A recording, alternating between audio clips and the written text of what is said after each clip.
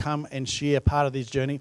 This is part of that series that we've been doing about being called, how each one of us have a calling on our life.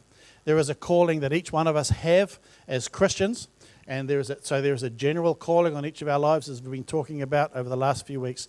But then also there is quite often a specific calling, which might be for a time, it might be for a lifelong calling, it might be for a specific task.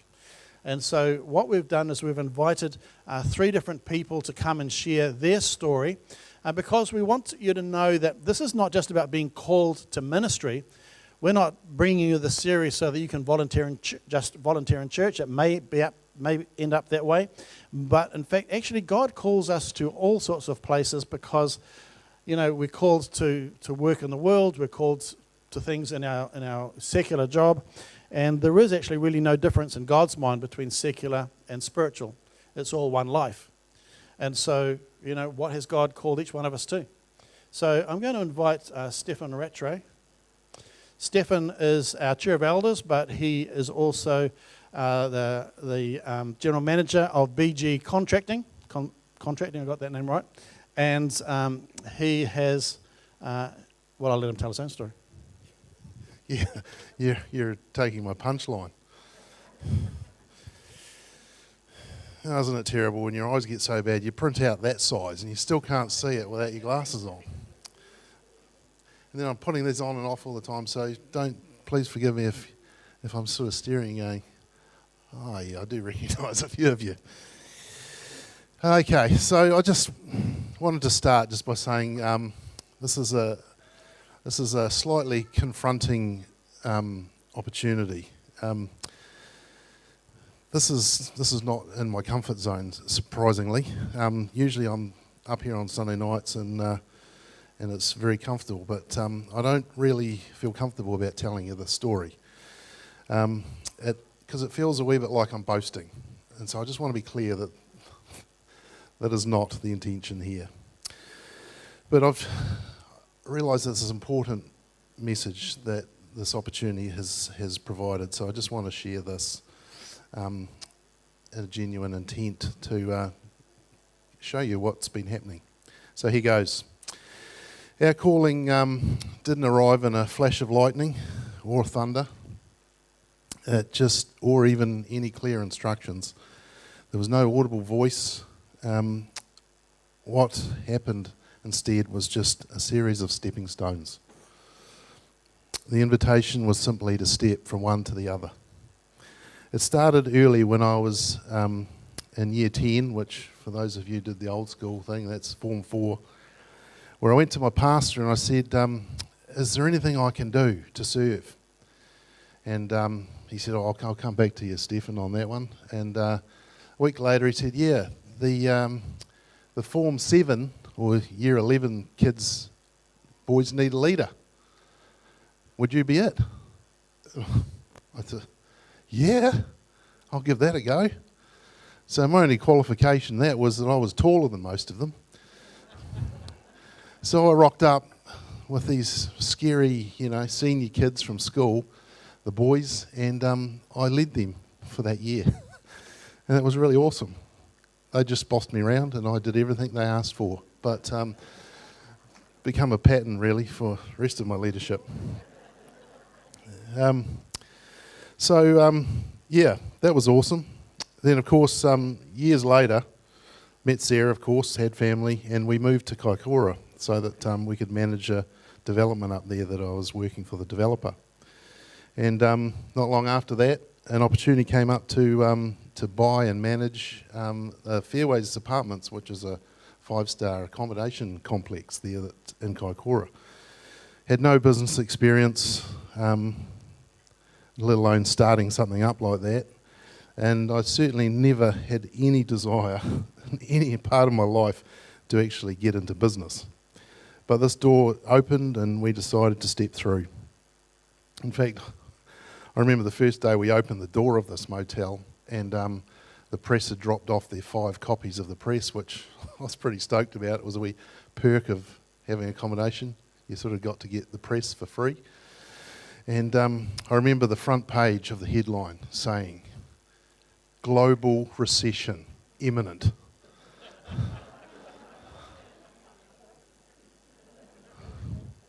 What have I done? So that was my crash course in business. The very first service that we went to at Kaikoura New Life Church, preacher there, a guy Peter Davis. I was sitting right out the back. Sarah had taken the kids out to Sunday school, and he got halfway through his message, and he just stopped there and he looked at me. He says, "Hey, you big guy," and I just sort of, me? There was only 5 people in the church, so he said, "Hey, you are going to be a big guy," and I get, yeah, okay. He said, "Not just big physically, you're going to be big in the kingdom." He says, "I see you with lots of little men telling them what to do." And at that time, I had 3 sort of staff that were doing the lawns and keeping our subdivision nice and tidy. And I thought, yeah, that sounds like about a vision for me. He said, "I'm claiming that. Hallelujah, thank you." So that was my introduction to the first directive. And then I seriously, I had no idea. So 10 years passed, a couple of earthquakes. Sarah and I are both in burnout phase from managing tourists from all over the world. And I made a call to the owner of BG Contracting, who was a good friend. I'd been working with him for years as a consultant surveyor. And I said, "Do you need a project manager?" And he goes, "Well, yeah. When can you come down?" I said, "Tomorrow." So as I walked out of the interview and met the other directors, he said, "Do you want to buy me out?" And I was kind of, well, I'm assuming that means I've got the job. He said, "Yeah." So anyway, that was that. That was a pretty good interview. So 3 months later, after sort of proving himself I could manage a project and transforming the business into something that was actually making money, he said, "Right, I want you to be the general manager." So following March, I became a shareholder, and it took 6 years to pay back all the shareholding through earnings, and that was 2 months before COVID hit. So shelling out savings to pay for staff to keep them going through COVID, that was my miry clay time. That was certainly pretty full on. So now with over 90 staff, and a good number of them Filipino, I can see that prophetic word is actually more like it. But here's the thing I want you to hear. None of this is the point of the story. The point is what happened inside the business and beyond it. One of the signatures of God's fingerprints on my life of this whole journey has been favour. Now, we talk about favour as doing a favour, but when it's actually on your life, things happen. And when we left Kaikoura, the pastors prayed for us as a family and prayed for favour over us. You know, I can't claim to fully understand it, but what I can tell you is that we've remained obedient in saying yes to the next step, taking on more responsibility, becoming more kingdom focused. Doors have continued to open in ways that we could never have engineered ourselves. In Kaikoura alone, I ended up serving on 13 community boards and trusts. 13. It's like crazy. It's not something you plan, it's something that accumulates when you keep saying yes to serving. So at work now at BG's, we run a weekly prayer time and Bible study. Up to 7 staff members come along. Some drive from Rolleston just for an hour. This group keeps growing. It's men from many different nations, and honestly, one day I hope we can have a worship time in our office on a Tuesday night. And that picture is certainly something that I'm very passionate about. Our leadership model at work has turned the industry norm upside down, where instead of climbing over people to get what you want or to get on top, we promote those who raise up and encourage their peers. So it's a total upside down servant leadership model, and it's not just a phrase for us, it's actually how we operate. Years of disciplined tithing have opened doors to sow into harvest fields that have genuinely beyond anything we could imagine. Being able to feed my staff lunch each day, being able to find that incredibly satisfying, and generosity has become habitual. And those kinds of experiences have led to serving on trusts and other boards, organisations, which I'm genuinely passionate about. Canterbury Youth Services, which organises Easter Camp each year. The 24/7 Youth National Board. We've got 188 youth workers that go into all our schools right across the nation. Our church and a few other organisations, we couldn't have dreamed these opportunities up. They come simply by saying yes. Though there have been a few no's along the way too. Back in the early 2000s, when I was working with Graham, I was asked to consider an associate pastor role here at RBC. I didn't feel ready. We were so young. We didn't even feel equipped or mature enough to take on a full-time pastoral role then. But I look now. So I stayed in the voluntary capacity, keeping our family supported through my surveying work, and eventually the youth group work became more than we could carry. And so I stepped back to make room for Grant Chivers, who you all know. And he stepped into a paid youth pastor's role. I had no idea that stepping back would actually be in its own kind of obedience, because the next thing we did ended up was leading the Sunday school. And that was great fun. And here we are now, me as an elder, who would have thought? Sarah is our first woman's pastor, doing ministry together as a family. It's been awesome. Now I want to be honest with you about something else, because I think it really matters. With leadership comes weight. It's real weight.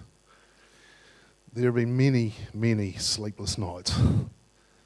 Lying awake, carrying the burden of responsibility, the staff, the decisions, the people depending on us, trying to find work for everyone. And I wish I could stand here and tell you that I've totally mastered the art of handling all this and passing it on to the Lord and receiving His peace and resting in it fully. And I can't tell you that, because my human nature just keeps tripping me up.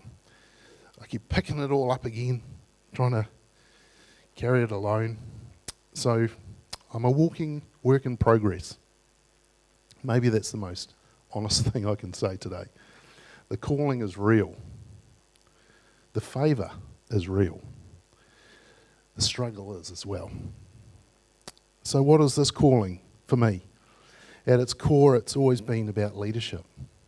And that's not about just being the boss. It's about learning how to serve. As a 10-year-old kid offering to help at youth group, to managing multi-million-dollar developments, running a business, sitting on national boards, the thread has been the same throughout. What's just changed is the scale and my understanding of what it's actually for. That prophetic word I had 27 years ago, you're going to lead a lot of little men by showing them how to do things. I thought it was about the 3 guys on my grounds crew. Turned out to be so much more. Business, yep, but discipleship. Modelling what it looks like to follow God in the middle of an industry that doesn't care. We have to make room for that. So if you're wondering what your calling looks like, it probably won't arrive fully formed. It'll probably look like a stepping stone, an opportunity to serve, a door slightly ajar, challenges beyond your understanding. Someone will asking you, will you be willing? And the simple question is whether you'll step. I didn't plan any of this. I just kept saying yes. Despite the worldly warnings, the GFCs, the Lord's favour has shone through that. Has shone through COVID, fraudulent theft from staff, and earthquakes. God has been faithful. Peace be with you.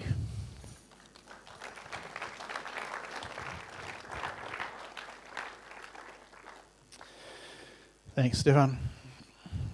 So Stefan's my boss. He's also a good friend.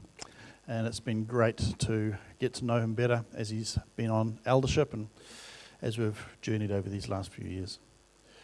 One of the things that you heard in that story, certainly that I heard in that story, was it's about what we already have in our hand. And I think of the story of Moses at the burning bush. God said to him, Moses, what do you have in your hand? And he said, I have my staff. And he said, well, let's start there. And so Moses, was he ready for the calling when it came? No, he was not ready for the calling. But it led him on to great things because he was obedient. And I think of this small boy with the loaves and the fishes.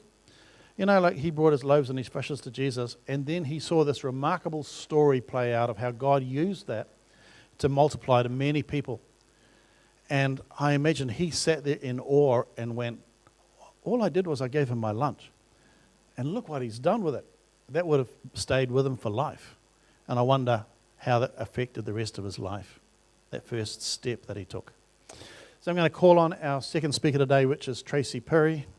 Tracy's here. Oh, there you are. I knew you were here somewhere. So Tracy is well known to you. She is the manager of Hope Community Trust, who do an amazing work in our community. She's here from Woodend, so she's given up being at her own church today to come to her own congregation to come here to be with us. And I'll hand over to you. Thank you. Okay, thank you, Stephen. You stole my "there was no lightning bolt," because I think there is no lightning bolt. I think God leads you into things sometimes when you're not even being aware that you're being led into them. But for me, 3 things happened around the same time that led me into what I'd call my mission, which is the community. And it's not that I exclude church community, but in my mind it's wider community. And the 3 things were that I was observing so-called Christians, and what I'd say is they weren't representing their faith well. And I kept on thinking, oh my goodness, if somebody knew nothing about God and they saw their behaviour, we would never grow the kingdom of God. And that really disturbed me because people watch what we do. And the second thing was that I think the way that we make people remember how they are left feeling things. They may forget words and knowledge, but people will always remember how they felt. And I made a hair appointment one day at Woodend about the same time. And in between me making the appointment and arriving, they had changed systems. So they had booked me in with a card and a book. And when I arrived, it was a computer system. And they had left my appointment out of the system. And so, of course, they told me I didn't have an appointment. I hadn't had my card with me, but it was at home. And I said, I do have an appointment. And so they proceeded to cut my hair and do what they were doing.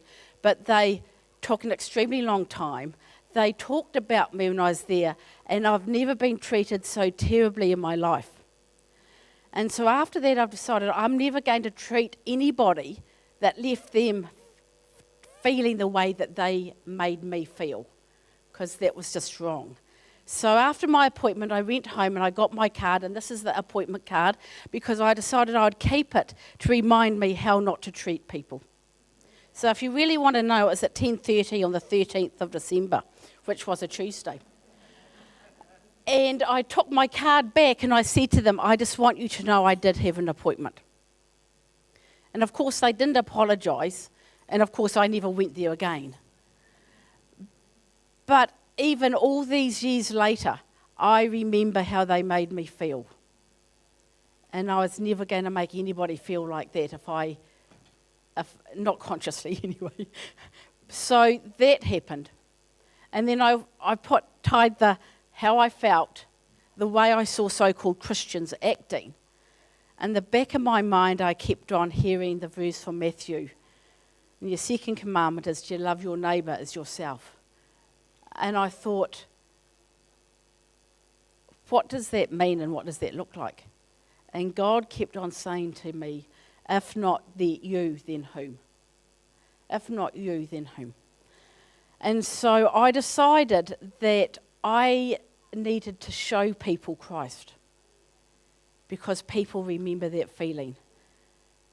And I went to my local pastor, the pastor at the time, and I said to them, I would like to offer you 1 day a week if you could use me. And I'm just here to do whatever you want me to do, but use me if you'd like to. And that's how it all started. And what I realised, that doors opened and opportunities came. And I just walked through in obedience. I really did try to be obedient. I think if we're obedient to what God is asking us to do, it doesn't matter what it is, we are honouring Him, and He will honour that answer to obedience. So, and opportunities were presented, and then we had an earthquake. And everything that I had learnt that God had called me to do came into place. And so I spent a lot of time doing community work in Kaiapoi after the earthquakes. You know, what I've learnt over the years is that we tell people that Jesus loves them, but a lot of people don't even understand what love is, because the love that they've seen isn't love at all. It's probably abuse. And so we as Christians can speak in words and have an understanding of what we mean, but people that have never experienced Christ don't understand what that is. So that's why I believe that showing God in word, deed and action is actually a long way to witness and to show people and give people an understanding of who God is, to plant the seed and then share the word and lead them to Christ at the time for them. Because we're not called to do it all, but we're called to do our bit. So I think God develops your skills and your ability and what He's given you over a lifetime through the experiences that you have. And they're not always nice, but they give you insight to other people and to other people's needs and how you can meet them. And I believe God develops those gifts and strengths along the way and what you are needing to fulfill whatever your purpose is. And I believe He doesn't expect you to do it all. You know, Jesus had 12 disciples to help Him. So I believe if He brings people alongside you to build up whatever your mission is, if you're doing it alone in isolation, you're not building His kingdom, may I suggest. You may be building yours, because God brings people around you. What I find really challenging is the lack of time, because the need is so great. Our community is so spiritually poor. It's in poverty. You know, if we are not going to tell people and show them Jesus who is, I wish at times we didn't have to think about finances and where the money to be able to do what we do. That, you know, I wish we didn't have to think about that. But I also see God's great provision again and again and again and again. And God's provision is unbelievable, and it often comes in unexpected ways. And so we say yes to anything because we don't know where it's going to lead or what it is. Because we don't waste. We can use anything that God gives us to build His kingdom, really. I think that as a community, look, I know the Trust is making a huge difference in our community, and I know that we are showing God to people, and we can see it in their faces, and we can see it in their. They don't even know it's God sometimes, but we know it's God, and we know that that's a step along the journey for their faith and their faith journey.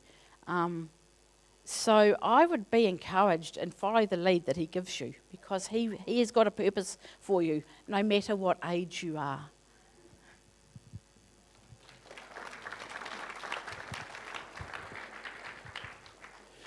Thanks, Tracy. Tracy and I get to meet every Monday morning, Monday afternoon actually, and we catch up, and I get to hear the stories of all that's happening in the Hope Trust, and it is making a huge difference in our community. So thank you, Tracy. I don't know if you caught what she said there, where she said, we don't have to do it all, we just have to do our part. And we do it together, we do it with God. And so we don't need to carry the whole weight ourselves. Sometimes it comes with challenges, as we've heard, but God is with us in those challenges. So I'm going to call up our third speaker, Bruce Mackay. Where are you, Bruce? Right there. So Bruce, some of you will know, he was our pastor many years ago. So he pastored here faithfully at Rangiora Baptist. And he's now retired and come back to our community. So it's just a tremendous pleasure to have you. Thanks, Bruce.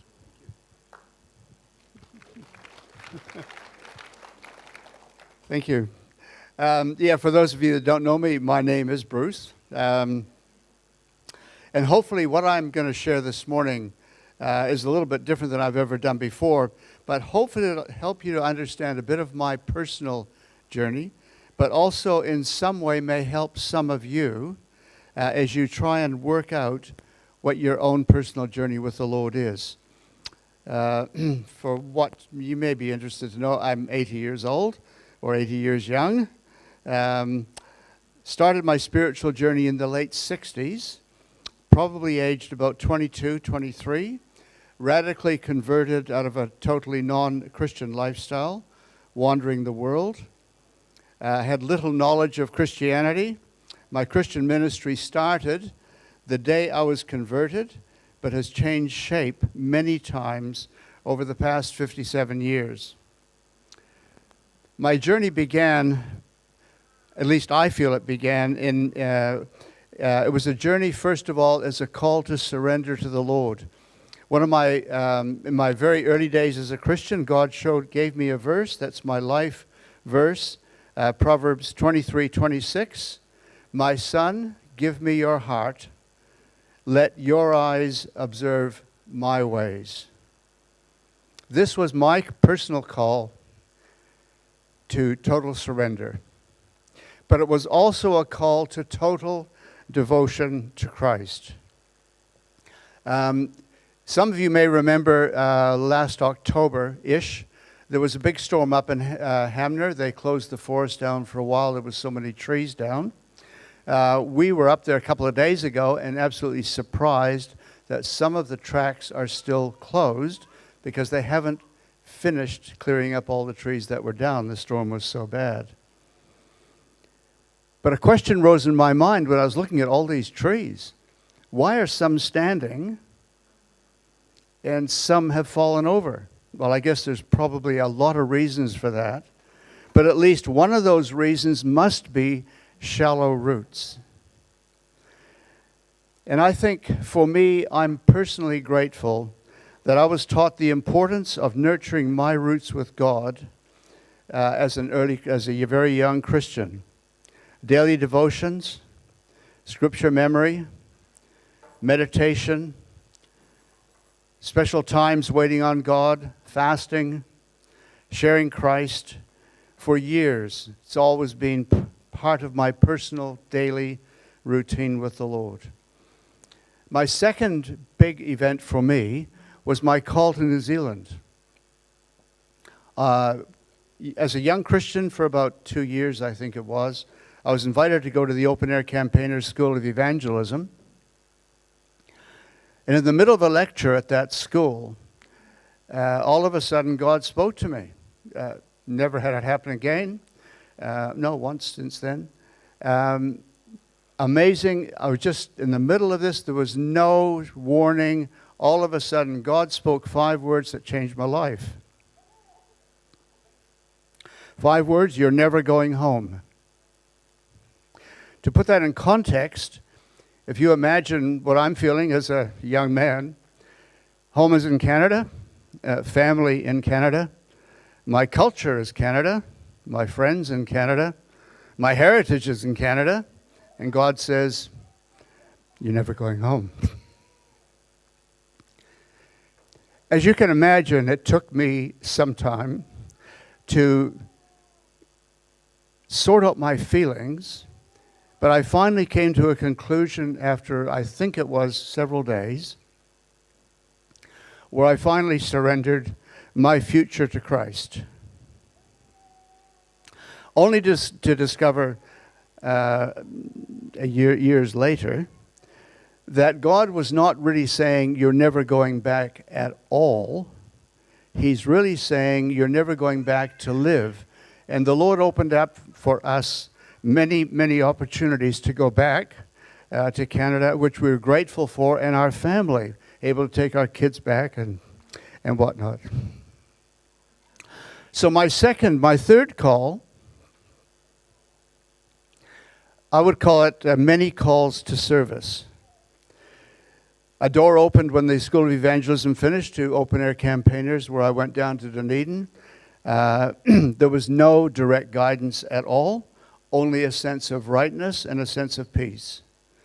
That led to 7 years of children's evangelism, open air preaching, ministry in holiday areas, preaching and training churches, all from the outside. You'll see why I said that in a minute. Where I learned heaps and heaps and formative training from my life. But I began to realize in those years that my primary calling was not as an evangelist. So we resigned from OAC, and that began a 1-year call to the wilderness. So for 1 year, God called us to step out of ministry, a full-time Christian ministry, and just trust Him. So we didn't tell anybody what we're doing. We just did it. I still have a record of every dollar that came in for 1 year.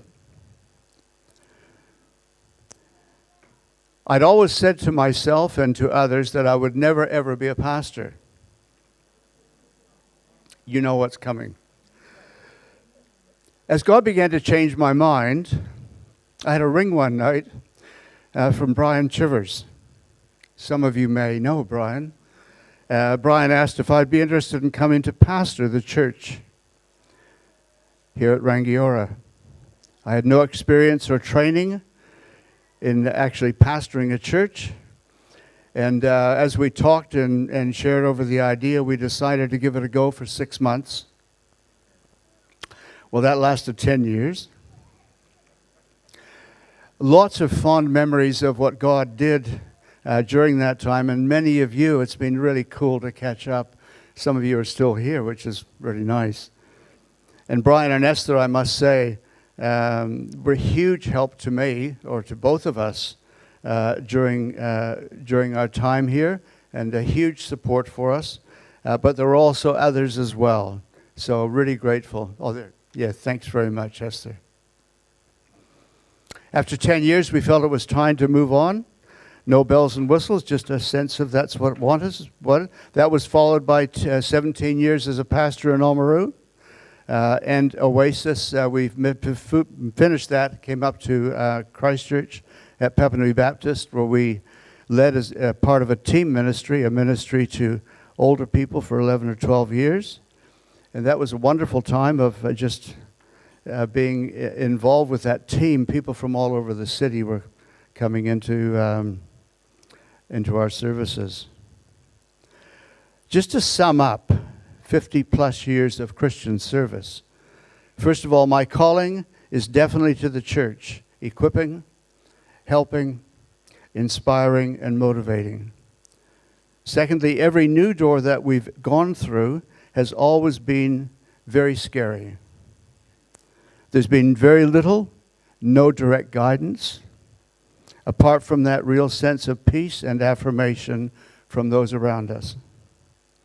My only dramatic guidance from the Lord was my call to New Zealand.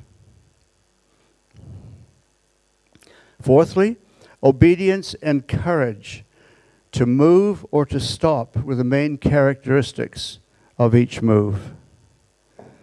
Fifthly, those around have affirmed my ministry and call, not me. There's been many mistakes, some painful, but in it all, God has been faithful. I haven't mentioned Gaynor, but she's as much part of what I do as I am, and she's an indispensable part of our team. She saved me from many, many bad decisions, encouraged me in directions that I couldn't see, and been an anchor for us in so many ways.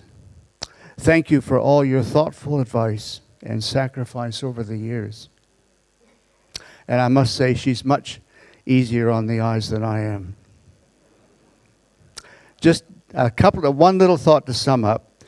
After serving the Lord for nearly 60 years and looking in the rearview mirror, God was right when he said so many years ago, "Give me your heart and let your eyes observe my ways." Amen.